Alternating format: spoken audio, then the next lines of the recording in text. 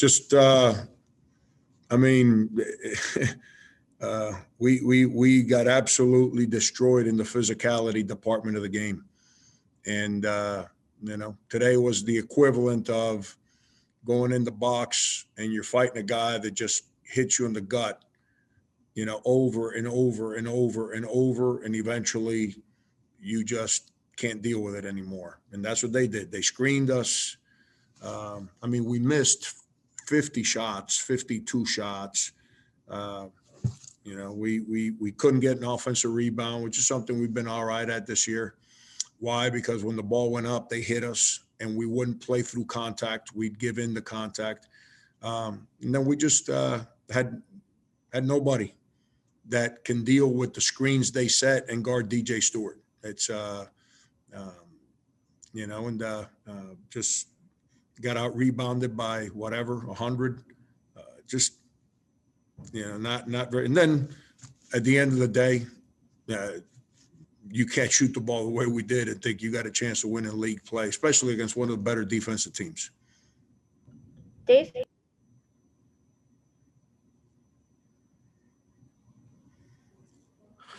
Franco, you mentioned the physicality and obviously the missed shots.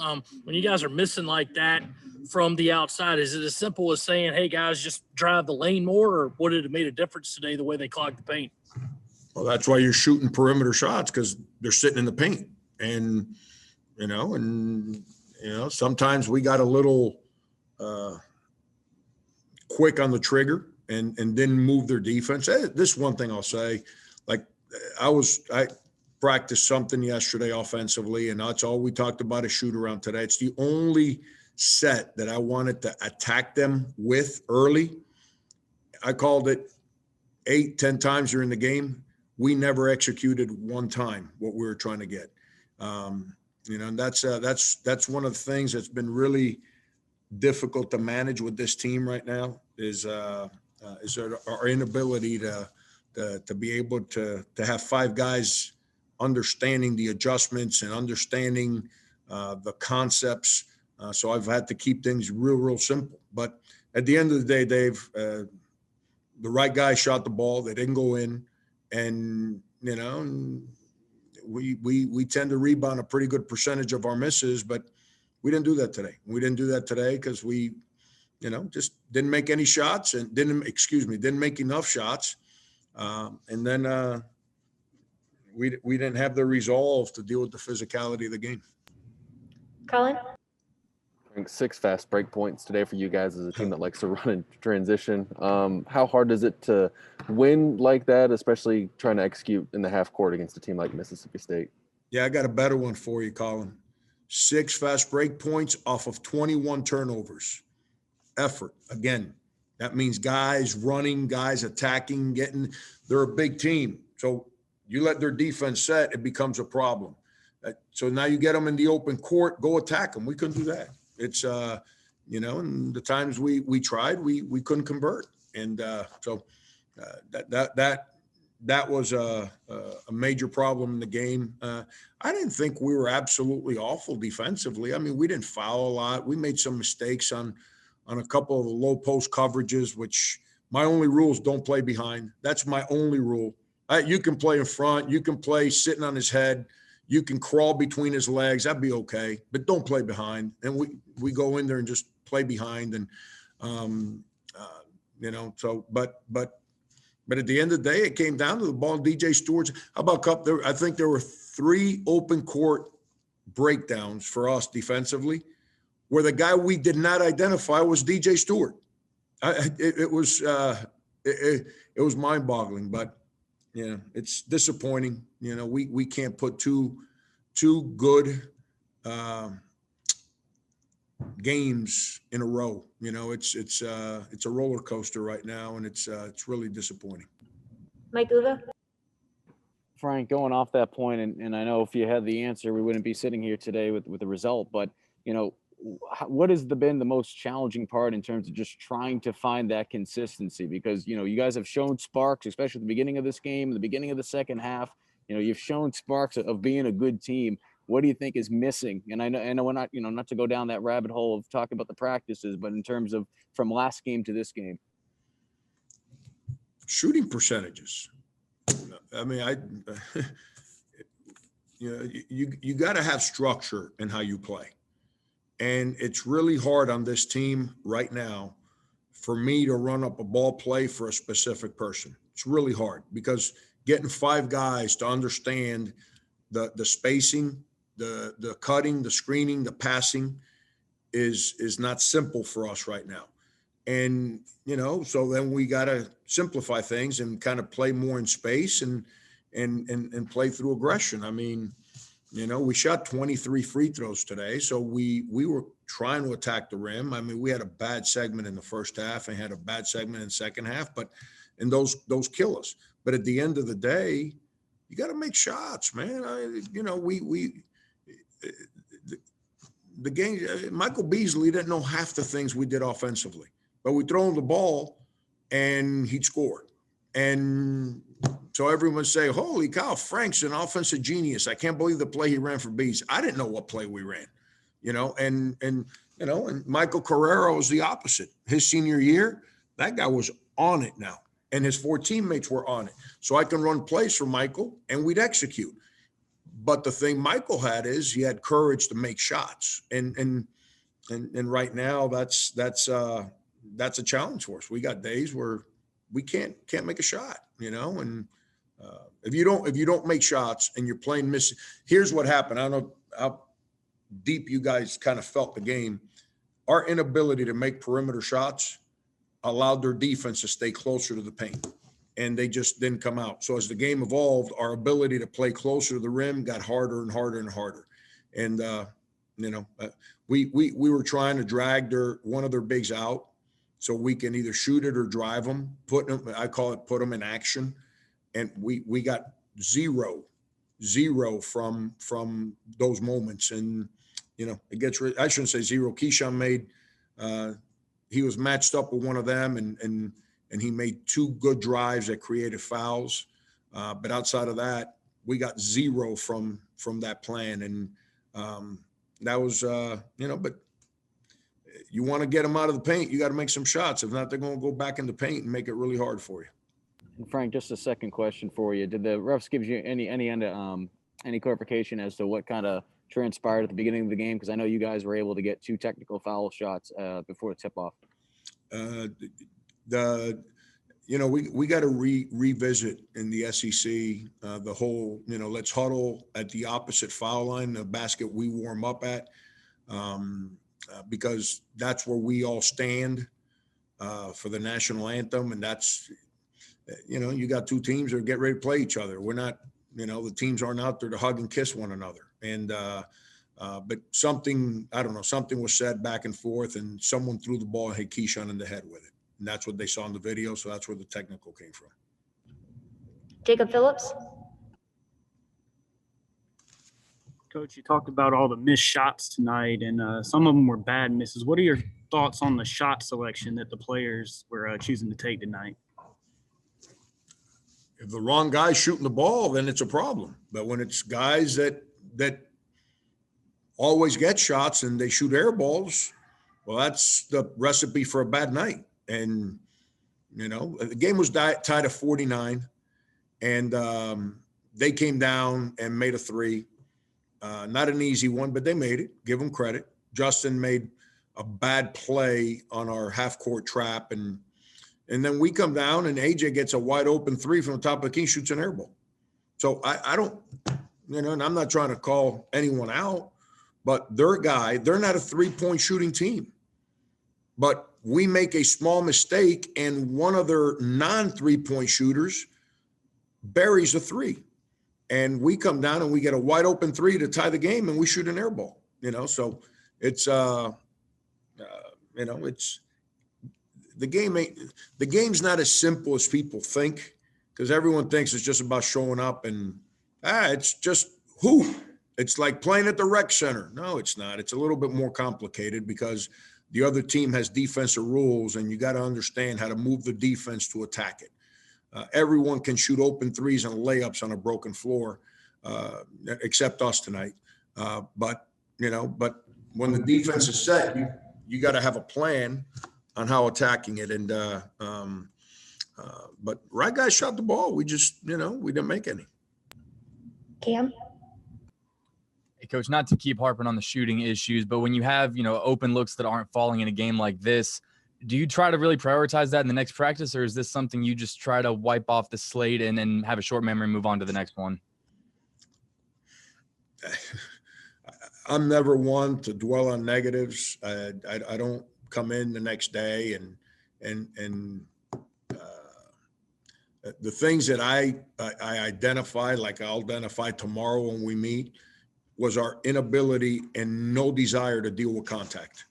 We made 100 excuses why we didn't want to deal with contact today. If you don't deal with contact, Mississippi State's going to screen you and DJ Stewart's going to shoot the ball. And that will be identified. The making shots thing, I'll make a comment that at the end of the day, eventually you got to make shots. It's not it's not rocket science. It's not really complicated. It's we can't. Let me ask you this: what plays did we run to start the second half? Same thing we ran the next 16 minutes of the game. Difference: we jumped up, made 3 threes in that segment, and made 1 the rest of the game. And so that's the whole deal. John DeBianco? Frank, Justin is so important to this team and what he's able to do rebounding wise. I think he only has, 4 rebounds in the last 2 games. Where is he at right now? What do you see from him? Yeah, his energy's not good. And, why and all that, we got to figure that one out with him. He's an established player here that the one thing he's always had is energy, and his energy's not good right now. So, we got to fix that. Michael Lanana? Frank, the whole time you've been talking, Jermaine and TJ Moss have been out here taking shots. And I know, Jermaine had a rough day today shooting the ball and has had his ups and downs in the past few games. I mean, so what does it say about them that they're already out here working on this? And just what do you need to see from, Jermaine in particular going forward? This team comes in. Will Bailey's phenomenal. I don't use all 20 hours a week that we're allotted for our video and team practices. I don't use them. And I told Will Bailey, get these guys in here, and they come in. He brings them in, and the 3 assistants go on the court and they shoot balls with them. These guys shoot balls. It's not, whatever you're watching, I'm glad they're doing it. I mean, that's, that's a good thing. It's a lot better than the alternative, which means that they never shoot balls and don't care and want to leave. But at the end of the day, Sindarius never connected A and B. He never came in to shoot balls for 2 years, so the ball never went in for him. But then he finally started learning that you got to work at it. But when he had chances, the ball went in the basket, and so all that's awesome. It's part of it. But when the lights come on, man, you got to let it go, and that thing got to go in the net. And if it don't, it makes the game. Then and it's okay. You can still win. You can still win. I mean, you got to find ways to win when the ball doesn't go in the basket. So then you got to be really, really physical. That means you can't let DJ Stewart come clean off of every screen. You got to battle him, and you got to put up a fight with him. And we didn't do that. And then that means that when you miss, you got to get offensive rebounds. And, when I first got here, we weren't good enough. But Mendogas, Michael Carrera, those guys would go to the offensive glass religiously. And this team's been pretty good at it, but we weren't good today. They knew we're coming. That's, Ben Howland's not as good a coach as he is because he just kind of woke up yesterday. He knows that's what we do, and he trains his team that when they shoot, you better find them and you better hit them. Because if not, they're going to keep coming. And they bodied us, and then we gave in the contact. And that physicality, you got to play through contact. You can't give in the contact, and today we gave in the contact. All right, we have 2 more hands raised. We'll start with Phil.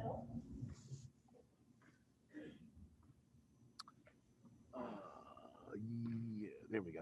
Yeah, Frank, just following up a little bit on Michael's question and talking about Couisnard. He's 21 for his last 87. I know you're a big fan of his in a lot of different ways, but how long do you ride with a guy? Do you have to maybe look at shaking up your lineup in some form or fashion? Do you have that luxury to look at that? I mean, he's the guy that of all the players on the team, he's the most connected with me with what we're trying to do. And, you know, I hear what you're saying, Phil, but, you know, here's what's awesome about my job. I'm the guy that's at practice every day. I'm the one that understands who knows what we're doing and who gives us the best chance to win. And I don't say that as a slight to your question. Please don't take it that way. If I thought somebody was playing better than him, I would play that person. You know, it's life is not a stat, man. Life is courage. Life is will. Life is spirit. Life is not a stat. If life was a stat, I'd still be selling pizza down in Miami trying to live. You know, life is not a stat. And, you know, Jermaine gives this team courage. Jermaine, of all the players on the team, has the best understanding of what I'm trying to get done as a basketball coach day in and day out. Now, to your question, Phil, I'm not going to tell him that he's not going to play because he's too committed, but I'm going to start telling him, like, don't shoot that ball, you know? And, but here's what happens. When you start telling a player, you don't shoot that ball, or you pull them out of games because they miss shots, you know what they're not going to do? They're not going to come in the gym and shoot balls. You know what else they're not going to do? Make shots when the lights come on. So it's a fine line that we as coaches live. And, you know, if he didn't work at it, Bill Walker, who played for me at K-State, spent he tore his ACL. He came in mid-year, played 3-4 games, tore his ACL, red shirts, gets cleared in June. He was a freak athlete, dunked balls like I've never seen guys dunk balls. But you know, it was a second ACL. So he spent the whole summer shooting threes and worked his tail off at it. He started the year 0 for 18. And we were playing, I don't remember who, and he had a wide open three and he passed it up. I took him out of the game.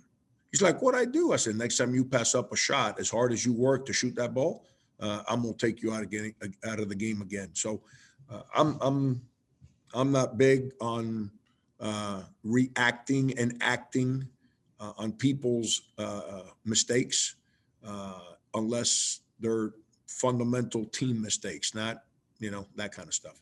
I to your point, Phil, I probably would have stopped playing Sindarius his sophomore year.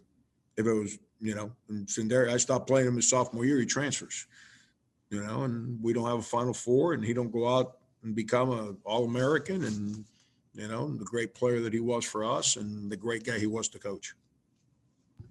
Last question to Jacob.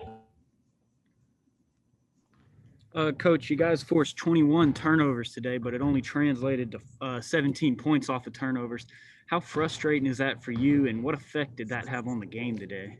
Yeah, I think either they gave me a bad stat sheet or they gave you Mississippi State's stat sheet, because my stat sheet says we had six fast break points, and which means it's even uglier than your stat. You know, we turned them over 21 times, and we you know, once again, physicality. You create a turnover, man. You got to run and go attack, and you got a chance to go make a play in the open court. And go at the rim. I mean, if you're going to attack their bigs at the rim, the open court's the place to do it. So you got them running rather than standing there waiting for you. And we got nothing out of our open court opportunities that we had moments that we created. And you know, it's a shame. It's a shame. We had an opportunity today to build a little momentum, and we just didn't do it.